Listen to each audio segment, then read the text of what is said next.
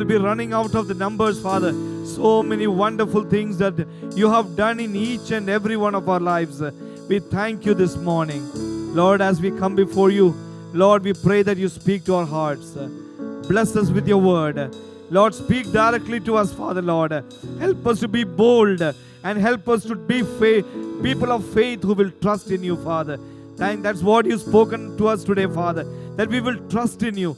Lord, we'll put our hope in you, that you will be making us a victor, Lord, and not a victim of our circumstance. We give you glory and honor. We bless your name. In Jesus' precious name I pray. Amen. Please be seated in the presence of God. Thank you for your participation in worship. I could feel the presence of God so much, and I thank every one of you who have been a part in our worship teams. I praise God for his goodness. Amen. Praise the Lord. Hallelujah. For a few minutes, let's turn to the Word of God as we have been going through. And Nisi asked me the other day, when are you going to finish this series? Maybe it's out of excitement or out of tiredness, I don't know. I think it was out of excitement. She's enjoying every sermon. And she does not want it to end, But neither do I right now. So we are still going to continue with a few more days and look to many lessons that we can learn from God's word. Let me tell you, with every person that we see, every character, there are so many lessons I personally learn, and I think it has been a wonderful series for each and every one of us.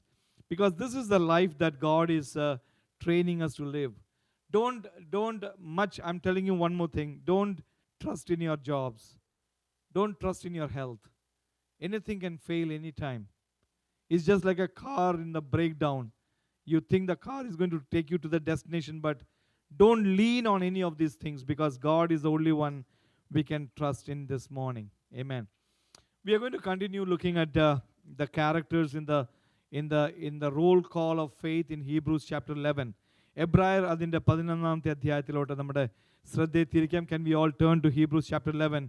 We have been looking through the lives of different people that the writer of Hebrews were describing in so detail. And then he comes to the end of it. He feels that there is no time to speak about so many things. So after he kind of elaborately highlighted the roles of some saints of God, he comes to verse number 32. Hebrews chapter 11, verse number 32. And I want us to read a couple of verses here because today is going to be a very unusual character that we are going to bring. And so we are going to look at that. Hebrews chapter 11, verses 32 to 34. Please look into your Bibles. Whatever language you have, please look into that. The writer of Hebrews is drawing a conclusion and saying, what more shall I say? For the time would fail to tell me or tell of Gideon and Barak and Samson and Jephthah, also of David and Samuel and the prophets, who through faith subdued kingdoms, worked righteousness, obtained promises, stopped the mouth of lions, quenched the violence of fire, escaped the edge of the sword, out of weakness were made strong, became valiant in battle, turned to flight the armies of the aliens. Today we are going to look at a very unusual character by the name of Barak. I know we all know Barak very much, Barack Obama, who was the past president. But this is not about Barack Obama. This is a name called Barak with no other surname. We only know him as Barak. About him, I believe the end of verse number 34 describes him about his situation. It says, out of weakness were made strong, became valiant in battle, turned to flight the armies of the aliens. So about Barak, a very weak man, but God strengthened him. Let me tell you, the heroes that we are learning in Hebrews chapter 11, they had one thing in common. I want you to note this. They believed the promises of God. ദൈവത്തിൻ്റെ വാഗ്ദത്തങ്ങളിൽ അവർ വിശ്വസിച്ചു. That was one of the greatest thing. If you look through all the different people in chapter number 11, they went forth in obedience. And then then they stepped out in obedience, God rewarded their faithfulness and kept his promise. ദൈവം തൻ്റെ വാഗ്ദത്തങ്ങളെ നിവർത്തിച്ചു. എപ്പോഴാണെന്നറിയാമോ? അവരെ ഒരു ചവിട്ട്, അനുസരണത്തിൻ്റെ ഒരു ചവിട്ട്, they took a step of obedience, and God rewarded that step by his faithfulness in keeping his promise. I want you, each of you, to trust in one thing. Trust and believe in the word of God. ദൈവവചനം പറയുന്നത് അതേപോലെ വിശ്വസിക്കണം. ദൈവപൈതലേ, you are a believer. You are a person who should believe in what the word of God speaks about you. And so you need to trust in the promise of God. You, even in the time of problems and the tide is coming against you, stand firm in the promise. Do you know that this book of Hebrews were written to Jewish Christians who were persecuted for their trust in Jesus, and they were tempted to forsake their faith. അവരുടെ വിശ്വാസം ത്യജിച്ച് കളയാൻ റെഡിയായ ചില യഹൂദ ക്രിസ്ത്യരോട് ഈ എബ്രായ ലേഖനം എഴുതിയിരിക്കുന്നത്. And the writer of Hebrews brings many examples in the past about how Jesus is great.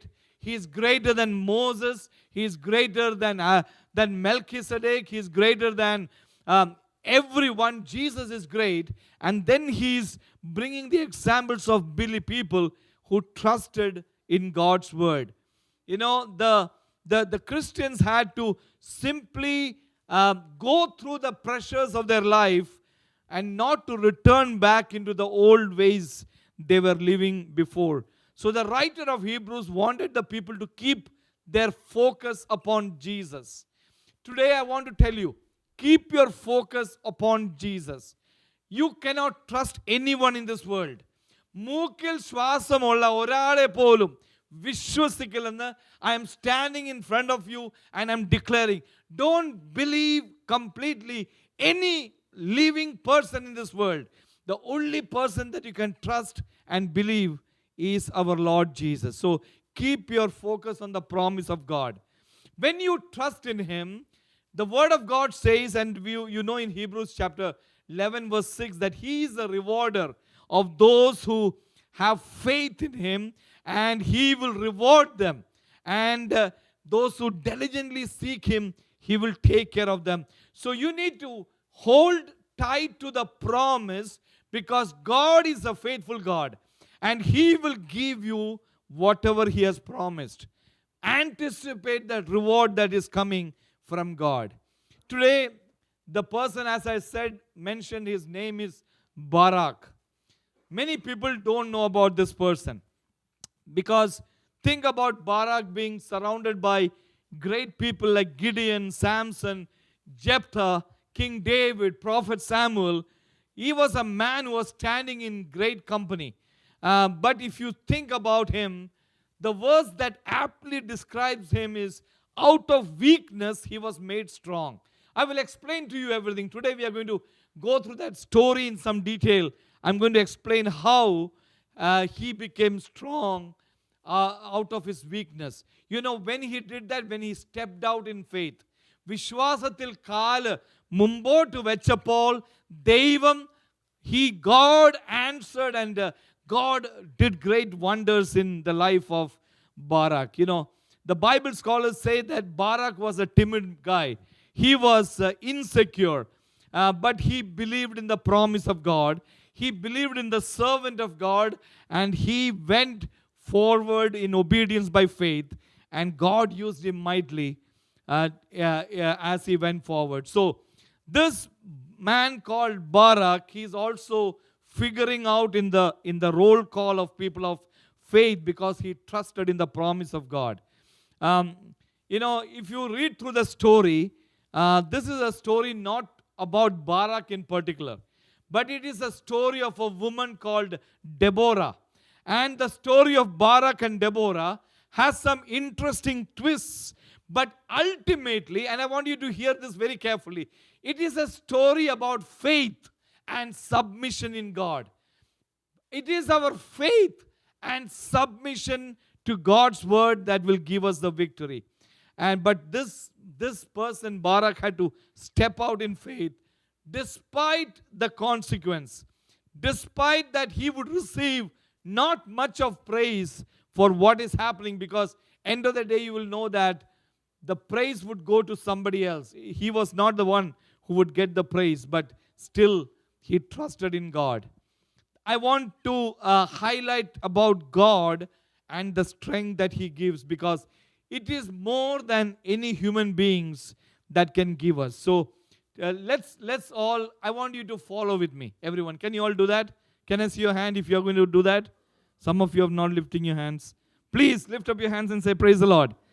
Follow with me. Let's all go through the story of Barak. Very quickly, I want to give you his story in a greater detail so we understand about everything. Okay? Turn your Bibles to Judges chapter 4. Judges chapter 4.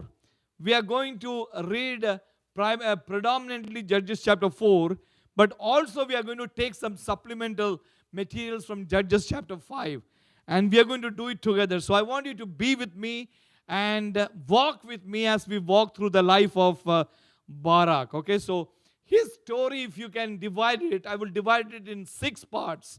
The story of Barak can be divided in 6 parts. Part 1 is a society where Barak lived. What kind of society?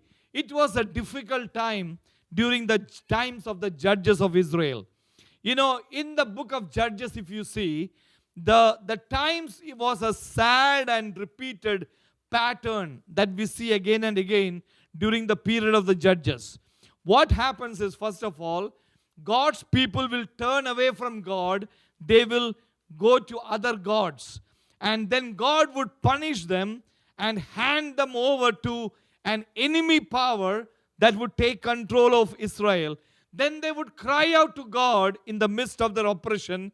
God will have mercy on them, and he will send them a judge or a deliverer who can get rid of the foreign opposition. And the judge would deliver the people and then lead them back to God.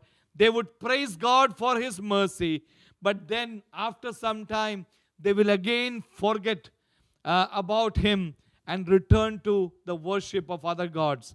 If you look into your life, there are times in your life when God did something miraculous and you said, Lord, I'm going to pray to you every day. I'm going to read the Bible every day. I'm going to live close to you. But when after some time you forget all about what you said, you go back into your old ways. And then something happens in your life. You turn to God and cry, God, help me. And then God helps you back. Then say, Lord, I am sure the rest of my life, I'm going to live for you. And then you turn away. This is the story of the book of Judges, but it is the story of our lives also. This pattern would repeat again and again in Judges. So let's come to Judges chapter 4. This was a period when the lifetime of a judge called Ehud came to an end. Judges chapter 4 verses 1 to 3 says, when Ehud was dead, the children of Israel did evil in the sight of the Lord. So the Lord sold them into the hand of Jabin, the king of Canaan, who reigned in Hazor. The commander of his army was Sisera, who dwelt in Harosheth Hagoyim. And the children of Israel cried out to the Lord, for Jabin had 900 chariots of iron. And for 20 years he harshly oppressed the children of Israel. Think about this. They were under the oppression of an Canaanite king by the name of Jabin. Jabin did his work through his number one henchman. His name was Sisera. He was the general of his army. Sisera had 900 iron chariots. You know, Sisera lived in a place called Hashoreth Hagoyim. When it is translated, the name means workmanship of the Gentiles. That's what the place is. Today, it is the region of Galilee in the New Testament time. And this was an oppressive time where the children of Israel were under oppression because Sisera administered his 20-year-long oppressive work through the use of 900 chariots of Jabin. This was like, in today's technology, like 900 tanks. He had 900 armory. Nobody could withstand the strength of Jabin's army. And then we come to Judges chapter 5, verses 6 and 7. As I said, I will switch between chapter 4 and chapter 5. Judges chapter 5, 6 and 7 speaks about how the situation of Israel was. It says the highways were deserted. The travelers would avoid the highways. They would walk through the byways. The village life ceased. It ceased in Israel. There was no life because the enemy was oppressing the people of Israel. And we come to chapter 5, verse number 8 like this. The people were defenseless against their oppressors. How they were defenseless? Because among the children of Israel, not a shield or a spear was seen among the people of Israel. They did not have any armor. They didn't have any weapons to fight against their oppressors. They were under a foreign oppression. These were very dark times because the people had become unfaithful to God. Then that is when we come to the next step, step number 2. The call of Barak. Barak in Judges chapter 4, we see verses 4 onwards. God again raised a judge to serve his people. Now we think that was Barak. No. That was not the judge, because God used a remarkable woman by the name of Deborah. She rose as the judge of Israel. Judges chapter 4 verse 4 and 5 says, Deborah was a prophetess, the wife of Lapidoth, and was judging Israel at that time. She would sit under the palm tree of Deborah between Ramah and Bethel in the mountains of Ephraim. And the children of Israel came up to her for judgment. I want you to think about that. A woman prophetess. She sat under the palm tree of Deborah, and she became famous because her name was Deborah. In the Bible, God has used many women as mighty prophetesses. Think about a prophetess like Miriam in Exodus chapter 15 verse 20 who prophesies. Think about a prophetess by the name of Huldah in 2 Kings chapter 22 verse 14. Think about Philip the evangelist had 4 daughters who used to prophesy in Acts chapter 21 verse 9. You know, Deborah was a prophetess. She got instruction from God by divine knowledge and the inspiration of the Holy Spirit. And she judged Israel as a representative of God. She corrected abuses. She heard grievances. And she was a woman of great stature, of holiness, knowledge of God's word. And she was qualified to judge the people according to the laws of God. She was a woman of extraordinary wisdom. She was instructed in divine knowledge, and through the Holy Spirit, she could interpret the will of God. She had an extensive influence and was held in respect everywhere as she was a judge of Israel.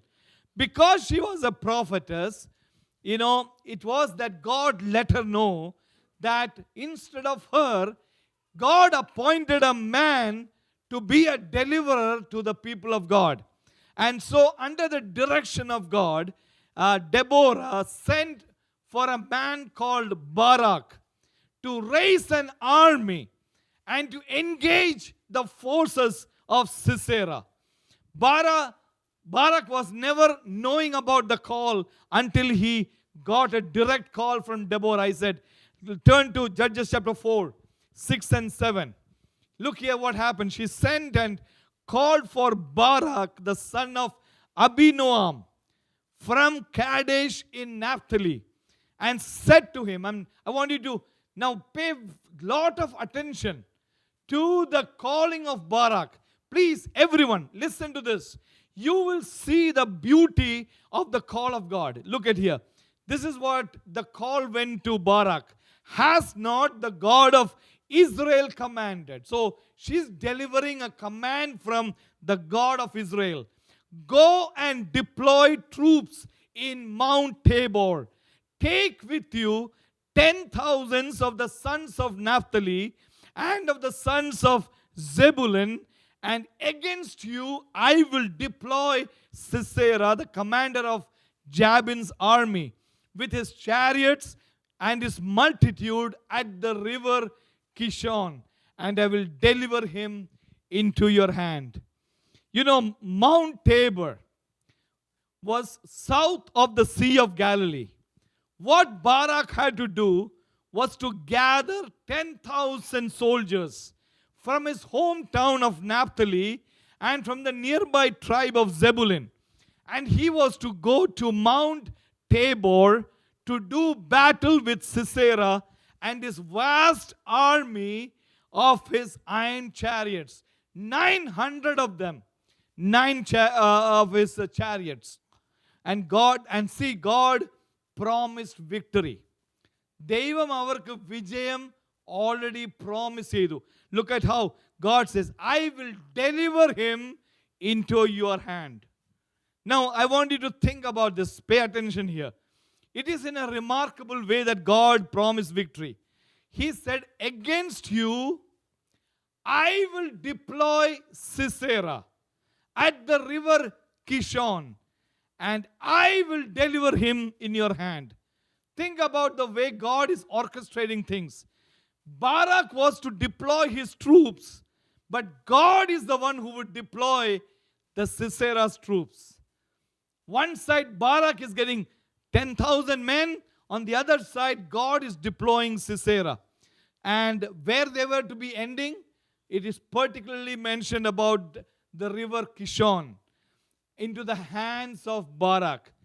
While Brother Ponnu was taking the Bible class this morning, I noticed that Elijah took the prophets of Baal to the brook called Kishon. I don't know if you noticed that.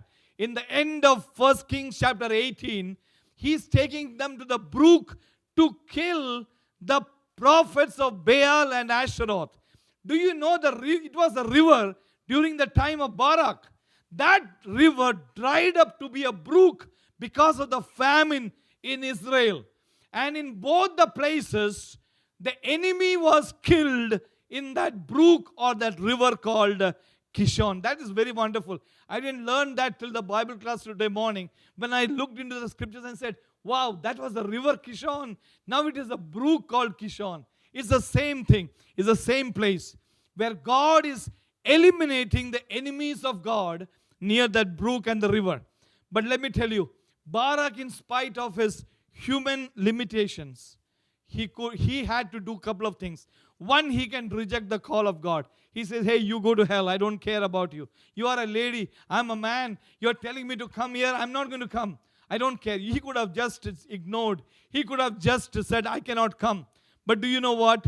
He had faith in the prophetess and the word of God, because it was God who made the promise and God would do the deploying.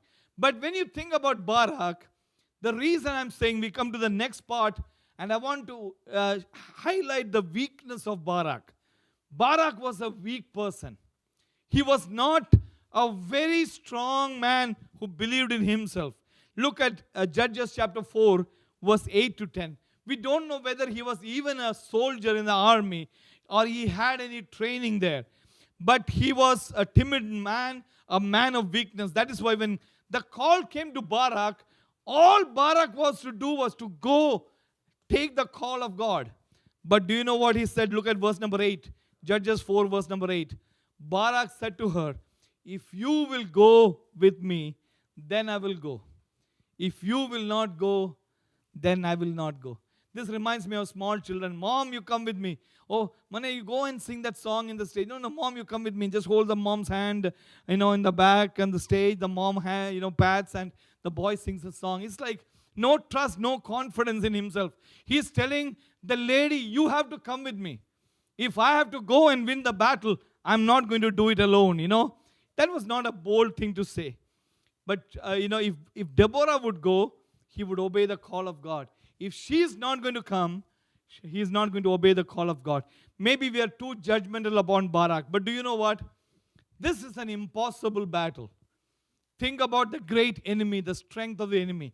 With the 900 iron chariots of the mass number of soldiers, how could he go and fight a battle like that? But do you know what? Barak made a request for Deborah. You need to come with me. Then only I'm confident that I'm going to go. So look at verse number 9 and 10, Judges 4. Please follow with me. Deborah says, I will surely go with you. But one thing I'm telling you, there will be no glory for you in the journey that you're taking, because the Lord will sell. Now I want you to underline this part. The Lord will sell Sisera into the hand of a woman. She's telling, you will not get glory for the battle, because if you take a woman with you, the Lord will sell Sisera in the hand of a woman. And Deborah arose, went with Barak to Kadesh. Now, look next what Barak is doing. Barak called Zebulun and Naphtali to Kadesh. He went up with 10,000 men under his command, and Deborah went with him. You know, after he insisted on Deborah to go, she goes along with him into the battlefield. This is extraordinary of a woman. Those days, and I'm going to tell you this is publicly, those days women would not go for battle. The men were the ones who did the battle. So for Barak to ask this woman to come along, that was something very different.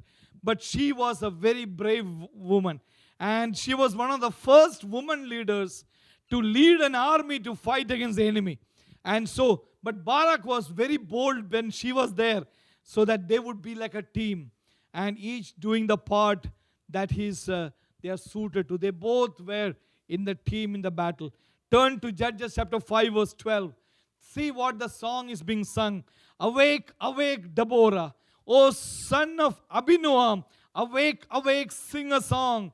Arise, Barak, and lead your captives away. Singing about Barak and Deborah, awaking and doing the work of God. So Barak went by faith in God's promise. And that is, even as weak and timid he was, but now he trusted because the prophetess was there with him. Now let me come to the fourth part of the story. The provision that God made for Barak. Look at Judges chapter 4 verse 11. We will stop at the first part of 14. You see the first hint of how God is orchestrating things behind the scene. It is like something, a new set being brought into the storyline of some characters that we never heard before. But look at verse number 11. Now Heber the Kenite of the children of Hobab, the father-in-law of Moses, had separated himself from the Kenites. He had pitched his tent near the terebinth tree at Zanim, which was beside Kadesh. Okay, we think about what is this storyline coming to. Some strange people is being introduced. What is critical in this promise, we may wonder. But I'm telling you, every detail is important. Everything that God does, He does it behind the scenes, which we don't see. So God had deployed a family there, right where to do the will of God. This was how God was deploying Sisera. Look at verses 12 and 13. Now, how does God deploy Sisera? They reported to Sisera that, and I'm reading from Judges 4, 12 and 13. They reported to Sisera that Barak, the son of Abinoam, had gone up to Mount Tabor. So Sisera gathered all his chariots. Again it's repeated, 900 chariots of iron.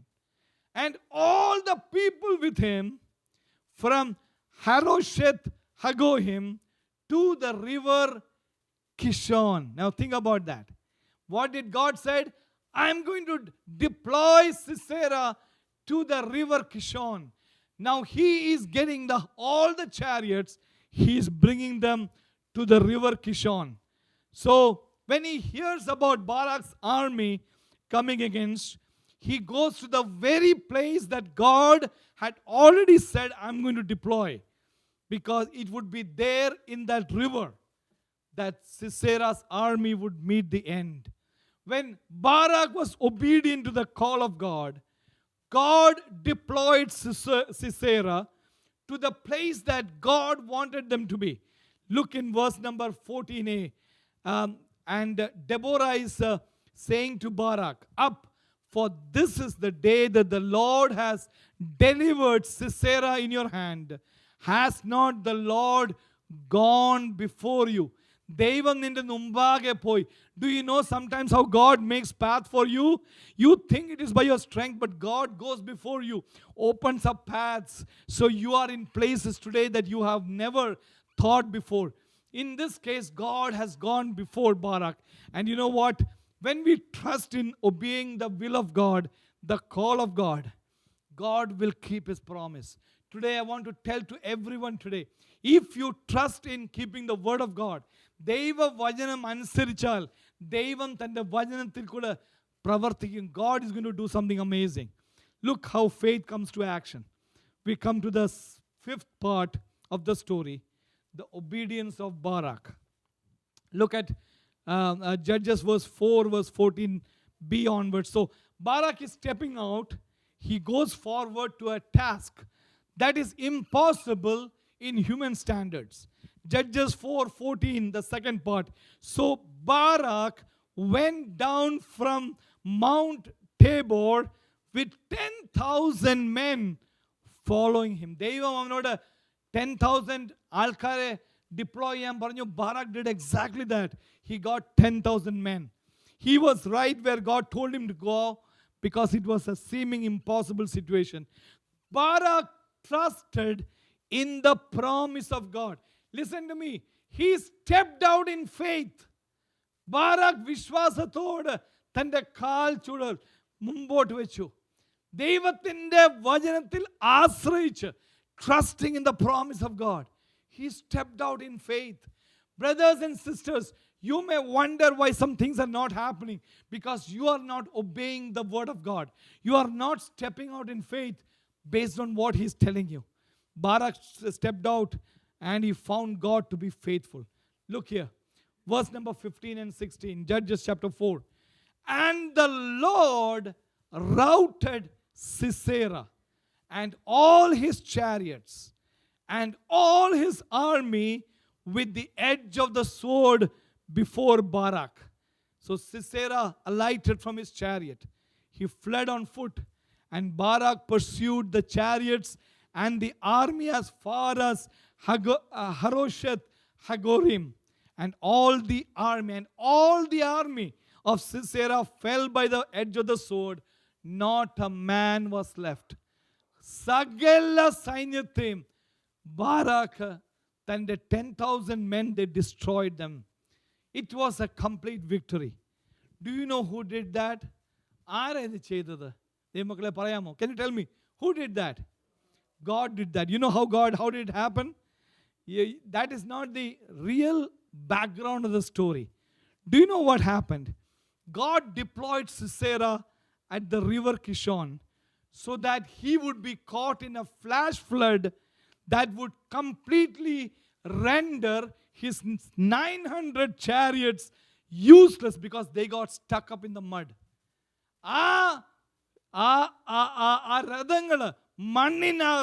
It got stuck up. They could not move. They were standing target practice for the Israel people. Their chariots would not move. Turn to Judges chapter 5, verses 4 and 5. That is where the story is said.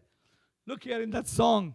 Lord, when you went out from Seir, when you marched from the field of Edom, the earth trembled, the heavens poured, the clouds poured water, the mountains gushed before the Lord.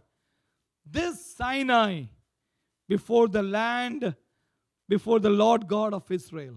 This Sinai, Sinai was a place where the law was given, the basis of God's judgment. This was a miraculous judgment of God. ദൈവത്തിൻ്റെ ശിക്ഷയായിരുന്നു സിസേരയുടെ പുറത്ത്. You know where it is found? Look to verse number 20 and 21, Judges 5.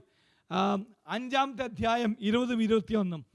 They fought. Look how God is fighting for his people. They fought from the heavens. The stars from their courses fought against Sisera. The torrent of Kishon swept them away. And the ancient torrent, the torrent of Kishon, oh my soul, march on in strength. This is what God did. He poured out a mighty deluge upon the chariots. They were stuck up in the river of Kishon, and everybody was killed there.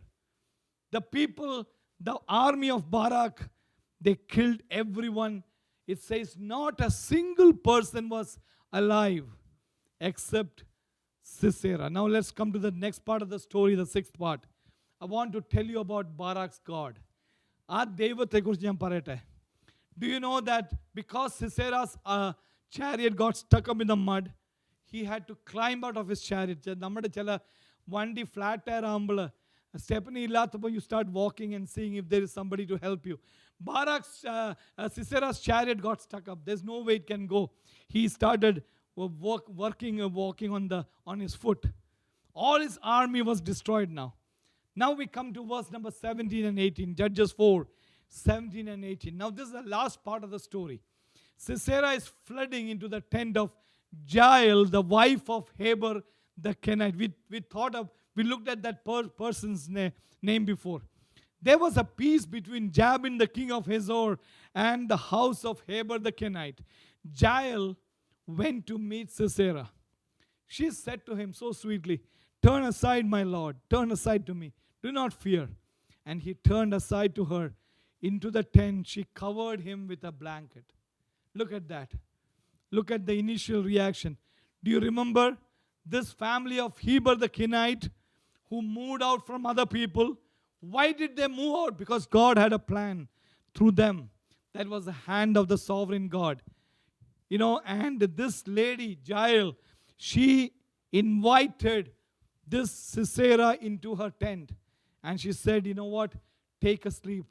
Don't worry. I will hide you from the enemy. Verse number 19 to 22. Judges chapter 4.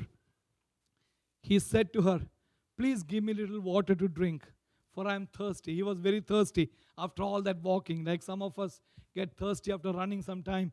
He became thirsty. She did not even give him water. She said, she opened a jug of milk. She gave him a drink and then she covered him. And he said to her, "You know what? Stand at the door. If anyone comes to inquire, say, is there any man there?" You should say no, which means he's telling her to lie. And so what happened after that? He went, she gave him a nice cold milk, very happy, very, very happy, like some of us went to sleep with a blanket over him, nothing he knew. And then what she did, look, then Jael, Heber's wife, took a tent peg and a hammer, went softly. She drove the peg into his temple. It went down into the ground. He was fast asleep and weary, and he died. And then as Barak was pursuing after Sisera, Jael came out and to meet him. He said, "Come, I will show you the man you are seeking." And he went into her tent. There lay Sisera, dead with a peg in his temple. Think about what a horrible, horrible ending to this man. Now, I want to pay attention. One thing I want to draw your attention. You remember what Deborah had told? The Lord will sell Sisera into the hand of the woman. When we read that part, we think that it is about her that she's saying. But it was not about Deborah. She was speaking about this woman called Jael. God delivered Sisera into the hand of Jael. It was that prophecy that Deborah was talking about. This great general Sisera went into the hand of a humble Gentile woman, a housewife, and she did something that he could not get out of his head. He was dead by the time it all finished. And then the story comes here to a conclusion. So on that day, God subdued Jabin, the king of Canaan, in the presence of the children of Israel. The hand of Israel grew stronger and stronger against Jabin, the king of Canaan, and they had destroyed Jabin, the king of Canaan. It was a wonderful ending of a miserable story. But do you know who did that? One thing I want to point out to you. God kept his promise. ദൈവം തൻ്റെ വാഗ്ദത്തെ, whatever God promised, he kept it exactly. And Barak, even though he was weak, even though he was fearful, he trusted in God's promise and obeyed. That is an example of faith that God wants us to follow. So today I want to tell you this, as we are going to close this, and I want the worship team to come to the front. You know, what is the story and how does it close? You know, faith is the substance of things hoped for, the evidence of things not seen. വിശ്വാസം എന്ന് പറഞ്ഞാൽ കാഴ്ചയാലല്ല. നമ്മൾ ആഗ്രഹിക്കുന്നത് വിശ്വസിക്കണം ദൈവത്തിൻ്റെ നാമത്തിൽ. Trusting in the word of God. Faith is a belief in the unseen and a willingness to act on that belief as God commands. Barak displayed faith in God when Deborah promised Sisera's defeat, eventual death. It took courage and faith for God, for Barak to believe the prophecy of Deborah. Also, it required faith to lead an army of 10,000 against a big army with iron chariots. There was two decisions that Barak faced. Number one, the decision to believe in the prophetess of God. ദൈവത്തിൻ്റെ ദാസിയുടെ വചനം വിശ്വസിക്കുന്നത്, the first difficulty. He had to trust the word of God through Deborah, that God revealed his will. Many times when you hear God's word, listen to me everyone, from when you hear God's word, you have difficulty in believing it. Oh, pastor അങ്ങനെ പറഞ്ഞൊക്കെ പോവും, ഞങ്ങളുടെ കാര്യം ഞങ്ങൾക്കേ അറിയത്തുള്ളൂ. Oh, he will say like that from the word. How can we believe?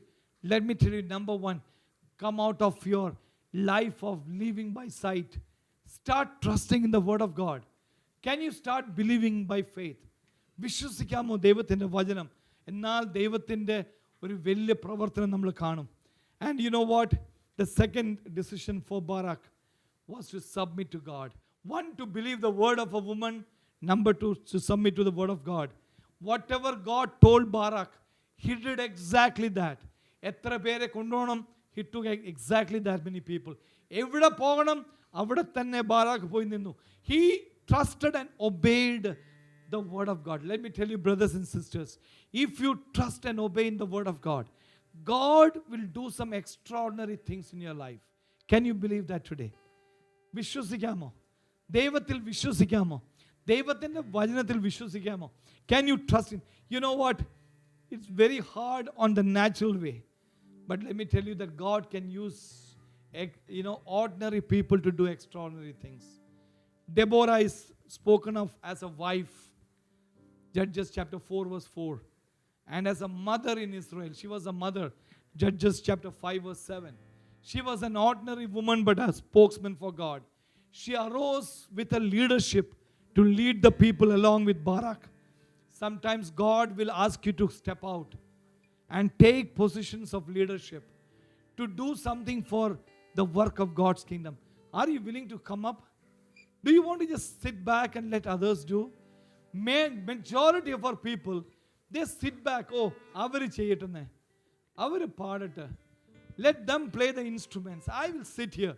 എനിക്കിതൊന്നും തൊടണ്ട, കൈ നനയാതെ. If I can catch some fish without getting my feet wet, I will try to do that. Sitting and just watching as the things go by. Adhe cheyatullu till the end of your life. If you are not willing to step into the water, you will never see the waters parted for you. If you are never willing to trust in God's word and do what God is telling to you, brothers and sisters, hear me out. I am telling you the word of God. Many of you are not willing to step out of your comfort zone. You are not willing to trust God. You are not willing to say, God, you are more than enough of my needs. You are the one who can do great things. Today I want to tell you, trust in God. Today if there is a theme, it is about trusting God. You heard from the Psalms. You heard from the songs. We need to trust in God. We need to understand the call of God. We need to know that God will expand our abilities and resources. God delivered Sisera and his army. But the lesson for us is Barak, he stepped out in faith at the word of God. The prophecy that God gave through Deborah was clear, but God was faithful to fulfill it. As the God's people, can you submit yourself to God? Can we all just stand up on our feet right now? Every one of you stand up on your feet. I want you to close your eyes. I want you to think about what is the situation where you are today. Let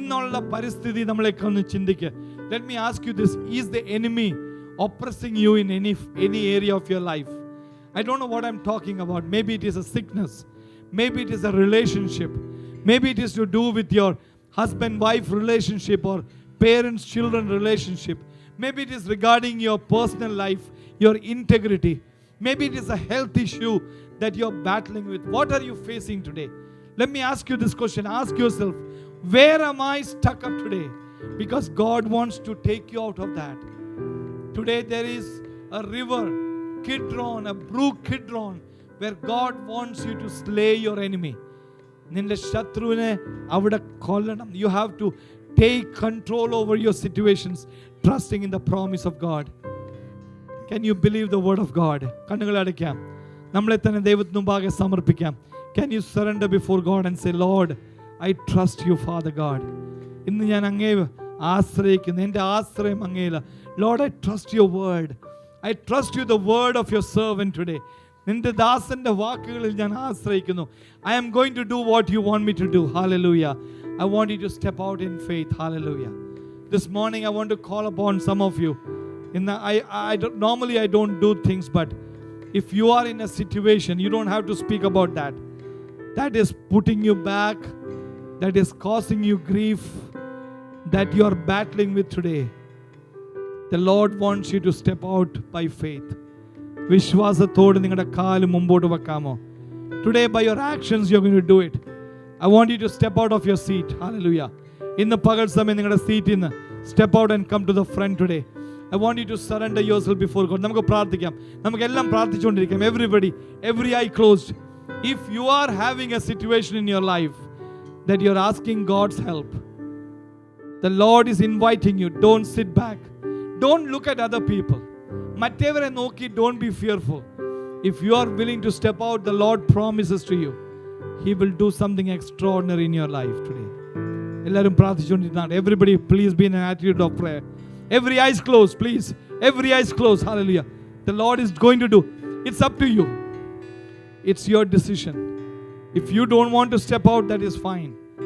But God is wanting to work in the lives of His people who is willing to step out. I'll give you some more time. We are going to sing a song together. With a part of Adambol. If you feel the Lord speaking to your heart and says, I want to step out in faith. Lord, I'm going to trust in you for a miracle. I want you to come to the front and we are going to pray for you. Let's worship the Lord together. Hallelujah.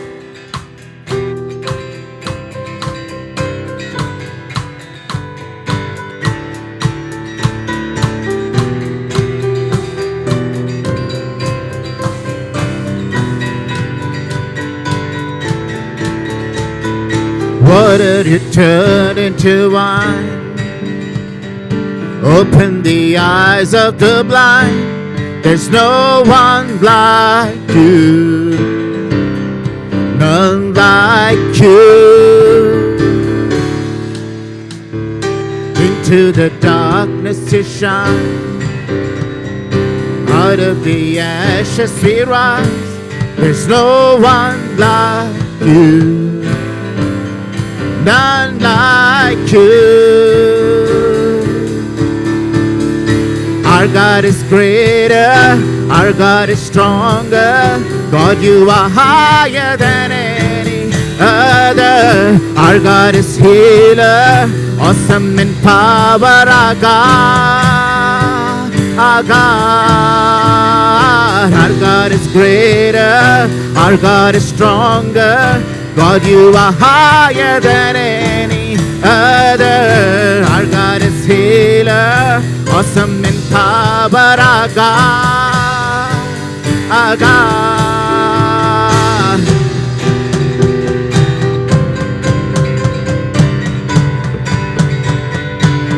Into the darkness, into the darkness to shine. Out of the ashes we rise. There's no one like you, none like you.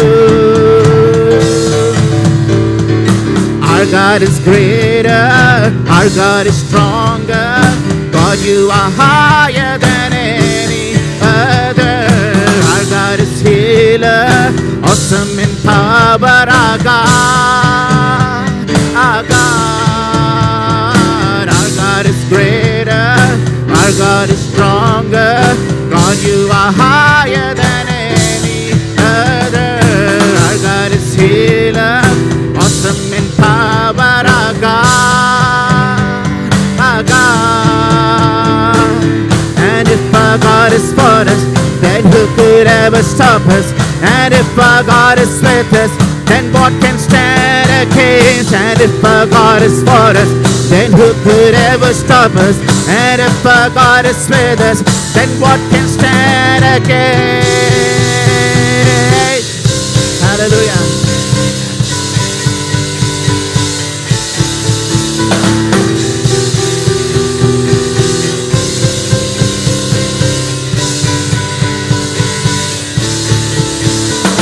Our God is greater, our God is stronger. God, you are higher than any other. Our God is healer, awesome in power. Our God, our God. Our God is greater, our God is stronger. God, you are higher than any other. Our God is healer, awesome in power. Our God, our God.